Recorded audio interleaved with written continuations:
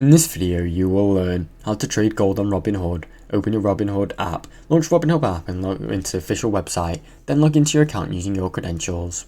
Upgrade to the Robinhood Gold. If you want to access premium research tools or marginal trading, subscribe to the Robinhood Gold for an extant trading features.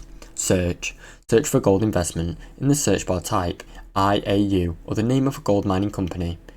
2. Find gold related assets. Review market data. Tap on your current chosen asset to view its current price, performance chart and analysis based on before trade.